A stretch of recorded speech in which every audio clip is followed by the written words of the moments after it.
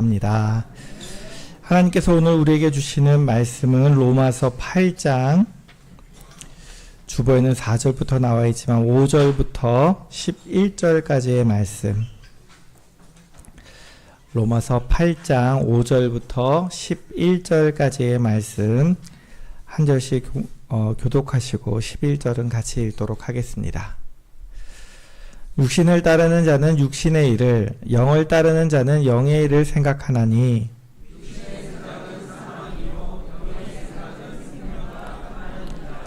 육신의 생각은 하나님과 원수가 되나니 이는 하나님의 법에 굴복하지 아니할 뿐 아니라 할 수도 없음이라.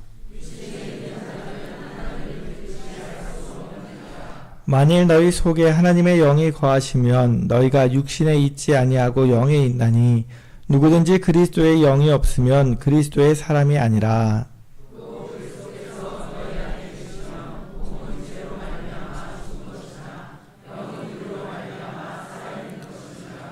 예수를 죽은 자 가운데서 살리신 이의 영이 너희 안에 거하시면 그리스도 예수를 죽은 자 가운데서 살리신 이가 너희 안에 거하시는 그의 영으로 말미암아 너희 죽을 몸도 살리시리라. 아멘. 지난 한 주간 추석 명절 잘 보내셨습니까? 얼굴 때깔들이 좋아지셨습니다. 잘 드시고 잘 쉬신 것 같습니다. 자, 지난주에 제가 내어드린 숙제도 하셨습니까? 가족들 한 번씩 안아주신 분, 쑥스럽게 묻고 계신 분들이 몇 분밖에 안 계시는데요. 자, 우리 하나님께서는 우리가 말씀을 듣기만 하는 자가 아니라 행하기 원하는 자가 되기 원하십니다. 숙제를 2번 내드렸어요. 사랑하는 가족들 위해서 편지나 좀 톡도 남겨주시고 또한 한 번씩 안아주시고, 하나님께서 여러분들을 위해서 원하시는 일들이니까 꼭 못하신 분들은 실천하시기 바랍니다. 자, 오늘 로마서 말씀은 하나님의 영이신 성령님의 인도하심을 받는 자의 삶과 하나님의 인도하심을 받지 못하는 비그리스도인의 삶이 어떤 차이가 있는지 삶의 근본적인 차이를 보여주는 말씀입니다. 먼저 첫 번째로 하나님의 영의 인도하심을 받는 사람과 육신을 따르는 사람의 삶은 궁극적인 결과가 다릅니다. 6절 말씀 보시면 이렇게 말씀하십니다. 육신의 생각은 사망이요 영의 생각은 생명과 평안이니라. 이게 삶의 궁극적인 결과를 보여주는 거예요. 자, 우리가 죽으면 천국 가요, 그죠? 근데 우리가 죽어서 천국만 가기 위해서 예수를 믿는 것은 분명히 아니에요. 이 땅에서도 예수 그리스도를 믿고 따르는 삶을 살기 원하는 마음으로 살아가는 거예요. 하지만 궁극적인 차이는 우리가 죽어서 영원한 사망에 이르느냐, 아니면 영원한 생명을 가지고 저 천국에서 하나님과 함께 하는 삶을 사느냐, 이 둘 중에 하나는 반드시 택해야 되는 거예요. 여러분들은 무엇을 택하시겠습니까? 오늘 6절 말씀에 보니까 육신의 생각은 잠시 머물며 이 세상이 끝이기에 이 마지막은 하나님과 단절된 영원한 사망이라고 말씀하시는 거예요. 반면 성령의 인도하심을 받는 영의 생각은 우리가 하나님 안에서 누릴 영원한 생명과 평안을 기대하고 따라가는 거예요. 여러분들의 마음속에 저 천국에 대한 소망이 계십니까? 그리스도인들은 분명히 이 현세를 넘어 저 천국에서 영원히 누릴 영생도 사모해야 됩니다. 왜냐하면 하나님께서 그 아들 예수 그리스도를 이 땅에 보내신 이유가, 그 목적이 분명히 이것이라고 말씀하셨기 때문입니다. 요한복음 3장 16절을 보시면 하나님이 세상을 이처럼 사랑하사 독생자를 주셨으니 이는 그를 믿는 자마다 어떻게 하지 않고요? 멸망하지 않고 무엇을 얻어요? 영생을 얻게 하려 하심이라. 우리가 내세지향적이다라고 이야기할지 모르지만 분명한 하나님의 목적은 우리에게 영생을 주시는 거예요. 예수를 믿는 자마다 멸망하지 않는 거예요. 우리가 예수를 믿고 하나님께 나아갈 수 있는 이유는 성령님이 도와주셔야 되는 거예요. 그래서 성령님의 인도하심을 받아야 되는 거예요. 수요일에 계속해서 말씀을 전하고 있지만 기독교의 교리는 분명하게 얘기를 해요. 우리가 중생하게 되는 것도, 예수를 믿게 되는 것도, 하나님께 나아가는 것도, 하나님의 자녀답게 성화된 삶을 살아가는 것도 우리 안에 계신 성령님이 우리 삶을 인도하실 때 가능하다라고 말씀하는 거예요. 하나님의 영이 계시지 않으면 예수를 영접할 수도 없고 예수님께 나아갈 수도 없습니다. 그래서 9절에 이렇게 말씀합니다. 만일 너희 속에 하나님의 영이 거하시면 너희가 육신에 있지 않고 영에 있나니 누구든지 그리스도의 영이 없으면 그리스도의 사람이 아니라. 하나님의 영, 그리스도의 영이 같은 성령님을 의미해요. 근데 우리가 그 영이 없으면 누구의 사람이 아니라고요? 그리스도의 사람. 이게 우리 지금 하는 말로는 그리스도인이잖아요. 여러분들 그리스도인이십니까? 그 증거가 무엇입니까? 성령이 내 안에 계신 게 그 증거가 되는 거예요. 성령님이 우리 안에 내주하시느냐 내주하시지 않느냐의 차이는 우리가 구원을 받느냐 못 받느냐, 영생을 얻느냐 못 얻느냐의 큰 차이를 만들어냅니다. 또한 죽음 이후의 삶만이 아니라 이 세상의 삶도 분명한 차이가 나타납니다. 요즘 핸드폰을 바꾸는 사람들이 많이 있어요.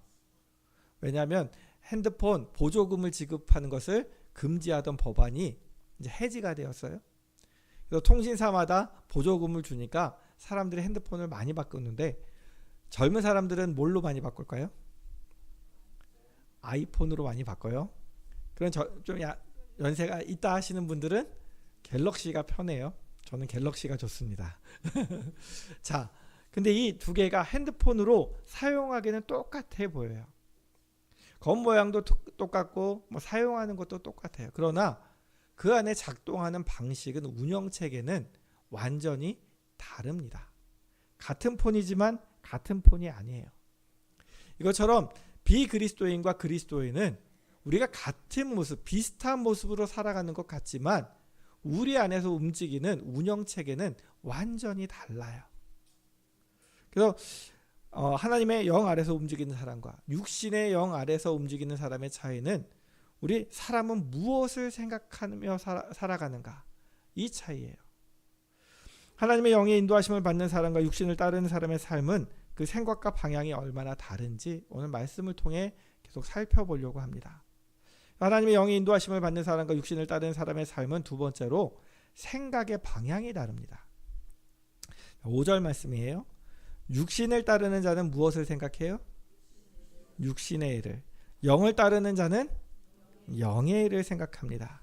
육신을 따르는 자가 육신의 일을 생각한다라고 말씀하시는데 언제나 땅의 일, 눈에 보이는 일, 나의 만족과 유익을 끼치는 일에 모든 신경이 다 거기 가 있어요.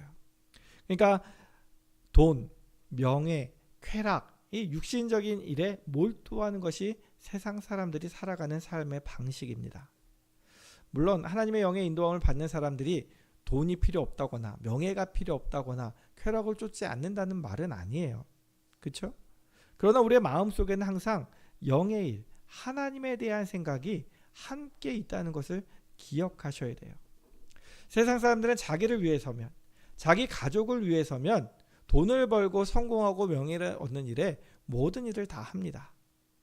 그러나 우리는 그들과 똑같은 일을 할 수가 없어요. 왜냐하면 이것이 하나님이 기뻐하시는 일일까? 이게 하나님이 싫어하시는 일은 아닐까? 이게 하나님의 영광을 가리지 않을까? 고민을 해요, 안 해요? 고민을 할 수밖에 없는 것이죠. 자, 명절을 지나셨습니다. 기쁘기도 했지만 힘들기도 하셨을 거예요. 우리 명절을 지나면서 지난주에 말씀을 나눴어요. 다른 사람을 향해서 오래 참아주라고. 내 마음에 들지 않아도 오래 참아줘야 돼요. 또한 우리가 화가 났을 때 함부로 이야기하고 싶지만 온유한 말을 하려고 노력했어요. 또한 무례히 행하지 않으려고 노력했어요. 그 이유가 무엇입니까? 세상 사람들도 그렇게 해요. 왜냐하면 그래야 나도 편하고 가정이 행복하기 때문에. 그런데 우리는 단순히 그 이유에 그치는 것이 아닙니다. 누가 그것을 원하세요?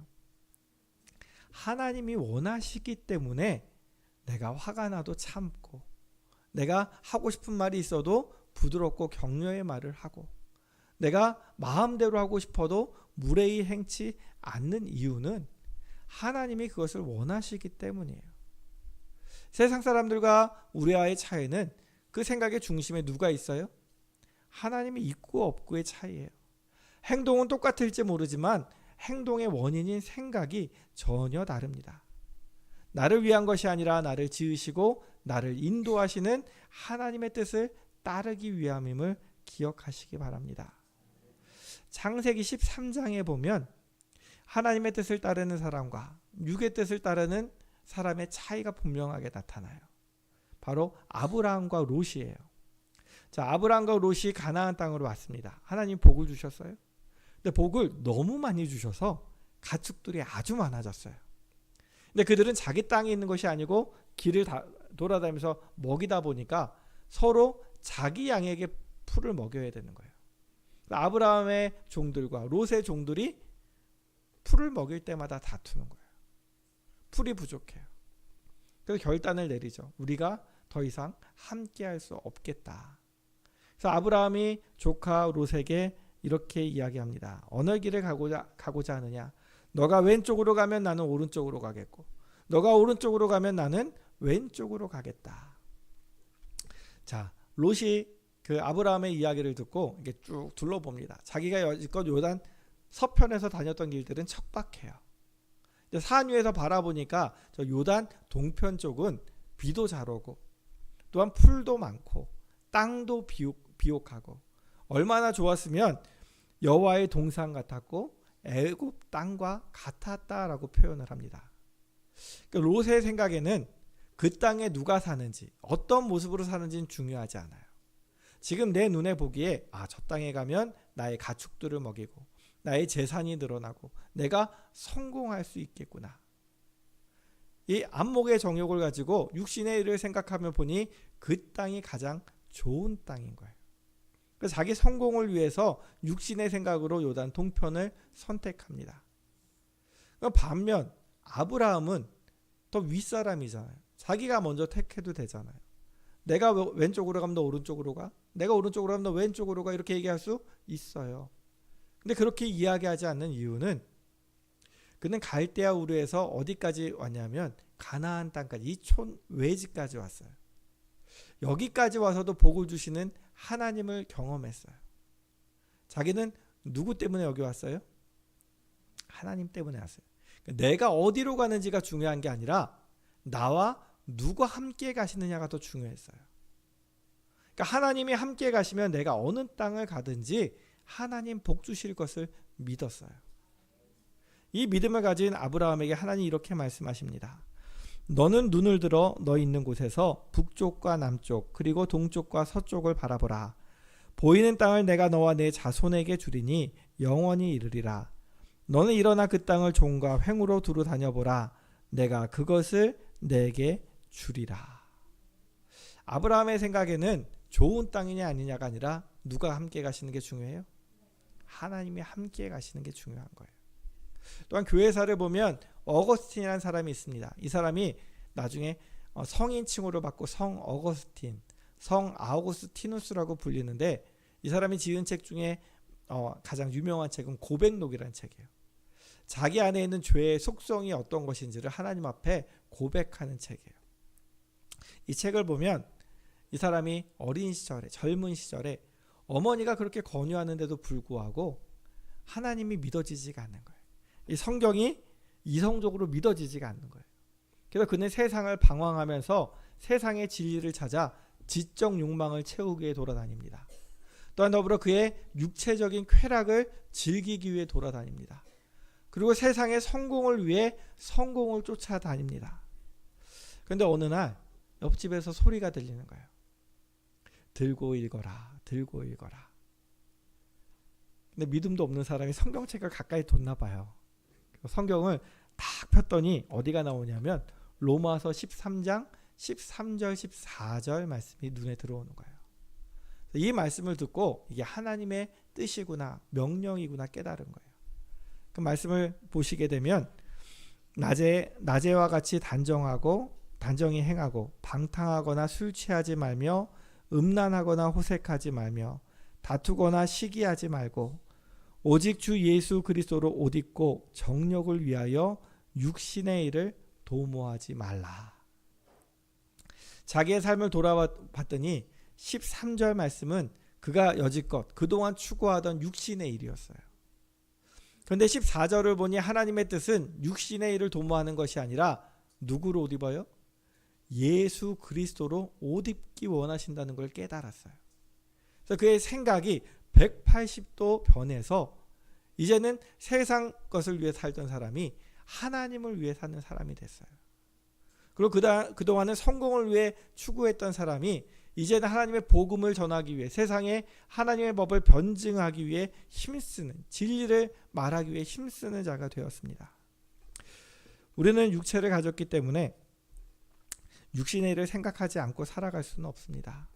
하지만 육체의 일만 생각하고 나만을 위하는 삶을 살아가는 것이 아니라 그 모든 일을 하나님께 맡기고 하나님을 위한 생각을 하며 살아갈 수 있도록 성령님이 인도하신다는 것을 기억하시기 바랍니다.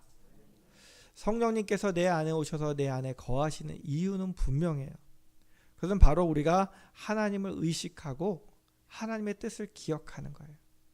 또 하나님께 영광을 돌리는 삶을 살기 위해서 나는 힘이 없으니 하나님 도와달라고 하나님 의지하는 삶을 살아가기 원하시는 거예요.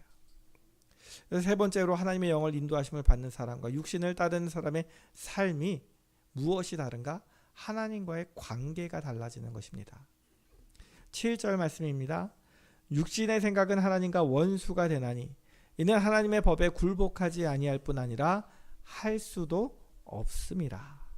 자, 육신의 생각은 누가 원수가 돼요? 하나님과 원수 돼요. 자, 여러분들 하나님과 원수세요? 친하세요? 왜 대답을 못하세요? 하나님과 원수가 되셨어요? 친하세요? 분명하게 얘기하셔야 돼요. 하나님과 친한 자가 돼야 돼요. 사람은 아담이 선악과를 따먹은 이후로 죄의 노예가 되었습니다. 얼만큼 악해졌는지 하나님께서 창세기에 이렇게 표현하세요. 여호와께서 사람의 죄악이 세상에 가득함과 그의 마음으로 생각하는 모든 계획이 항상 악할 뿐임을 보시고. 사람은 자기는 선하게 산다고 생각하지만 하나님 보시기에는 항상 악해요. 왜냐하면 하나님과 반대되는 대로 살아가도록 프로그램되어 있기 때문이에요. 영적으로 죄의 노예가 된 인간은 하나님은 거룩을 말씀하시지만 우리의 쾌락을 쫓아 살아가는 삶을 살아갑니다. 하나님과 정반대로 살아가요. 자, 예를 들어 볼게요. 여러분들 운전하시거나 운전하는 자동차 또는 차를 타고 다니시죠? 자, 차의 방향이 정해져 있어요. 그래서 전진기어 뒤에다가 놓고 운전을 하고 악셀을 밟으면 어디로 가요? 차가 앞으로 가요. 우리는 다 세상을 향해 죄를 지은 이후로 나아가게 돼 있어요. 열심은 내면 낼수록 어디로 가요? 세상을 향해 가고 하나님과부터 멀어져요. 근데 세상 사람들은 그 마음속에 하나님이 없어요. 그러니까 뒤돌아서 유턴해서 갈 생각도 하지도 않고 후진기어를 놓고 뒤로 갈 생각조차도 하지 않습니다. 자, 그러나 하나님께서는 우리가 하나님과 반대되는 것을 깨닫기를 원하세요. 그래서 우리의 운영체계를 바꿔서 이제는 삶의 방향이 바뀌어야 돼.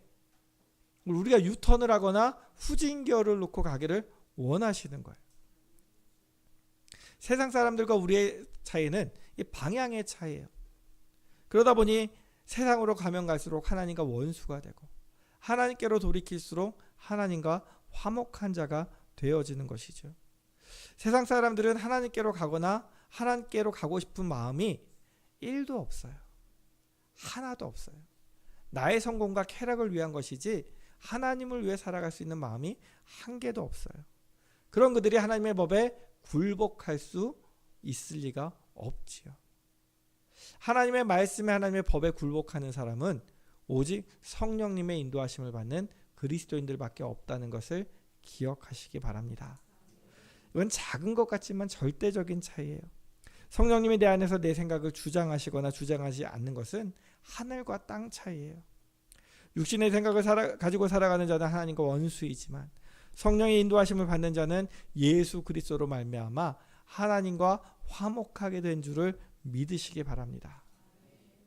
이것을 깨닫게 하시는 분이 성령님이시고 이것을 깨닫고 그 말씀대로 살아가게 하시는 분이 성령님이세요. 우리가 이것에 대한 이야기를 다윗과 사울의 이야기에서 잘 찾아볼 수 있어요. 다윗 왕과 사울 왕은 누가 세웠어요? 똑같이 하나님이 세우셨어요. 처음 기름 부음 받을 때 두 사람 다 성령을 받았어요. 자, 그런데 사울은 그 마음 중심에 하나님에 대한 생각이 없었어요. 근데 다윗은 항상 하나님을 중심으로 살아갔어요. 그 차이가 어떻게 나타나냐면 사울이 하나님의 말씀을 지키지 않아서 하나님의 영이 떠나고 버림받았어요. 자, 그 첫 번째 계기가 무엇이냐면 블레셋과의 전쟁이에요. 자, 전쟁을 해야 되는데 사무엘이 와서 제사를 드려주고 예배를 드리고 전쟁을 시작해야 되는데 사무엘이 오지 않아요. 무려 오랫동안 일주일이나 기다려요. 그러니까 사울이 참지 못하고 자기가 예배를 드려요. 사람들이 자꾸 도망가니까. 자, 근데 하필이면 예배를 드리자마자 사무엘이 와요. 타이밍도 아무튼 기가 막혀요. 그죠? 자, 그때 와서 사무엘이 책망합니다. 당신이 어찌하여 이 일을 행하십니까? 왕은 망령된 일입니다. 왕이 하면 안 될 일입니다. 라고 책망했더니 사울이 뭐라 그랬게요? 자기가 잘못했다고 얘기 안 하고 당신이 늦게 와서 그렇습니다. 누구 탓을 해요? 사무엘 탓을 해요. 자기가 잘못했다는 생각이 없어요. 두 번째, 하나님께서 다시 아말렉을 진멸하라고 보내시고 승리하게 하셨어요. 진멸이라는 얘기는 다 죽이라는 얘기예요. 근데 보니까 좋은 양과 소, 가축들이 보여요. 탐이 날까요, 안 날까요? 저거 가져가면 부자 되는데.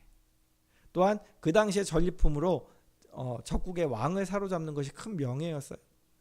근데 아각을 죽이지 않고 데리고 끌고 옵니다. 사무엘이 다시 책망하죠. 당신이 어떻게 이렇게 순종하지 않습니까? 그랬더니 뭐라고 얘기해요? 하나님께 제사 드리고 싶어서 그랬습니다. 하나님께서 제사 드리면 어차피 받으실 거면 다 죽여야죠. 그죠? 근데 그게 아니잖아요. 그러고 나서는 무엇이냐면 사무엘이 화나고 떠나니까 자기 기념비를 세워요.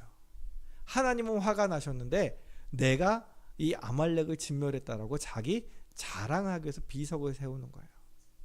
그리고 사무엘이 화를 내면서 떠나니까 지금 가지 말고 하나님께서 나를 떠나셔도 좋은데, 날 버리셔도 좋은데 백성의 장로들 앞에서 내 체면은 차리게 해주셔야 되지 않겠습니까? 나와 함께 밥 먹고 가십시오. 하나님에 대한 생각은 하나도 없고 누구 생각밖에 없어요? 자기 생각밖에 없으니까 하나님이 떠나시는 거예요. 반면 우리가 알고 있는 다윗은 쫓겨다니는 생활이 얼마나 힘들고 어려워요. 사울왕을 죽일 기회가 2번이나 있어요. 자, 모든 사람들이 이야기합니다. 다 여기서 사울왕 죽이기만 하면 이제 당신이 왕이 되고 편해질 수 있습니다. 근데 다윗은 그에게 기름 부으신 분이 누구세요? 하나님이세요. 사울왕이 좋아서가 아니라 하나님 때문에 내가 지금 괴롭고 힘들더라도 사울왕에게 손을 댈 수 없다라고 이야기하는 거예요. 또한 그가 범죄했어요. 나단이 와서 책망합니다. 그럼 얼마든지 권력을 가지고 그를 찍어 누를 수 있지만 그는 나단이 아니라 하나님 앞에서 통회하면서 회개하는 모습을 보여줍니다. 이 두 사람의 차이는 하나님과 이제 화목하느냐, 하나님과 원수되느냐의 차이는 그 생각의 중심에 누가 있어요? 하나님이 있느냐 없느냐의 차이였습니다. 오늘을 살아가고 있는 우리의 생각의 중심에는 누가 있습니까? 여러분들은 누구를 기준으로 생각하며 살아가고 계십니까? 우리는 매일 아침 일어나 기도합니다. 말씀을 봅니다. 하나님께 원하는 것을 이야기하죠. 하나님, 이런 일들을 잘 할 수 있게 해주세요. 근데 그 생각의 중심에 나의 욕망을 채우기 위한 기도입니까? 아니면 내가 이 일을 통해 하나님의 사람답게 살고 싶어서 하나님의 뜻대로 살 수 있도록 도와달라고 하는 기도입니까? 우리는 우리의 삶의 중심이 무엇이 있는지, 우리의 삶의 중심에 하나님이 있는지 잘 기억해야 됩니다. 오늘도 나와서 예배드리고 계시죠? 여러분들이 예배드리는 목적이 정말 하나님 사랑하기 때문에 예배를 드리는 것인지, 이 자리에 나온 것인지, 아니면 주일에 빠지면 내 마음이 불편하니까, 주일에 빠지면 혹시 벌 받을 것 같으니까 나왔다면 우리는 하나님을 사랑하는 게 아니라 내 자신을 사랑하는 거라는 것을 기억하셔야 됩니다. 하나님께서 그래서 8절에 이렇게 말씀하세요. 육신에 있는 자들은 하나님을 어떻게 할 수가 없어요? 기쁘시게 할 수 없느니라. 하나님께서 우리가 육신의 생각으로 육의 사람으로 살아갈 때는 하나님을 기쁘시게 할 수 없다라고 말씀하시는 거예요. 다른 말로 하면 하나님의 영으로 인도하심을 받아야 하나님을 기쁘시게 하는 삶을 살아갈 수 있다라고 말씀하시는 거예요. 하나님께서 우리가 성령님의 인도하심을 받아 영의 사람이 되기를 원하고 계십니다. 우리가 잘 아는 것처럼 탕자가 세상을 사랑해서 모든 재산을 가지고 떠나갔을 때 그는 아버지에게 걱정과 근심을 끼치는 아들밖에 되지 못했어요. 아버지와 원수된 것처럼 살아갔어요. 아버지는 매일 이 아들이 언제 망해서 돌아올까, 하루도 잠시도 쉬지 않고 그 문 밖에서 기다릴 수밖에 없게 만드는 불효한 아들이었어요. 근데 그가 비록 망했지만 회개하고 돌아오니까 아버지는 어떻게 하세요? 그를 맞아주시고 기뻐하고 잔치를 베풀고 사랑하는 아들로 회복시키시는 거예요. 바로 이 말씀이 10절과 11절입니다. 우리는 육신을 가지고 살아가기 때문에 죄로 인해서 죽어있는 몸입니다. 탕자처럼 죄를 사랑하고 세상으로 나아가 죄를 지을 때도 있습니다. 그러나 하나님께서는 우리 안에 계신 성령님께서 우리를 회개하게 하시고 다시 하나님 앞으로 불러서 예수 그리스도의 의로 말미암아 살아나게 하신다고 말씀하고 계시는 거예요. 내가 사는 게 아니라 누가 살게 하세요? 하나님이 다시 살아나게 하시는 거예요. 우리 몸은 비록 죄로 인해서 죽었을지라도 우리의 영은 살아있기 때문에 예수님을 죽은 자 가운데서 살리신 이의 영, 하나님의 영이 우리 안에 거하시면 예수 그리스도를 다시 살린 것처럼 우리의 영혼과 육신을 다시 살리신다라고 약속하고 계십니다. 우리는 비그리스도인들과 함께 세상을 살아갑니다. 살아가는 삶의 모습은 비슷해 보입니다. 그러나 그들과 우리의 가장 큰 차이는 하나님의 영, 그리스도의 영이신 성령님이 내 안에 계시고 또한 성령님이 우리로 하여금 하나님을 기쁘시게 하는 삶을 살고자 하는 마음도 주시고, 이것이 하나님의 영광이 되는 것인가, 하나님이 싫어하시는 것인가, 그 마음을 우리에게 주시며 하나님을 의식하며 살아가게 만드시는 거예요. 날마다 우리의 삶 속에서 하나님이 주시는 마음으로 하나님의 인도하심을 받는 저와 여러분들이 되기 원합니다. 하나님의 우리의 마음을 주장하여 주셔서 정말 우리가 하나님 기뻐하시는 길로 걸어가는 삶을 살기 원합니다. 우리 이 시간 함께 주님 앞에 우리의 연약함을 고백하기 원합니다.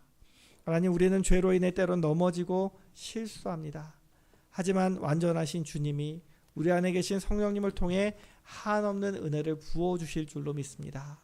그럼 오직 길이신 주님을 따라 주님 걸어가신 그 길을 따라갈 수 있는 힘을 우리에게 달라고 우리 이 시간 함께 찬양하고 기도하도록 하겠습니다.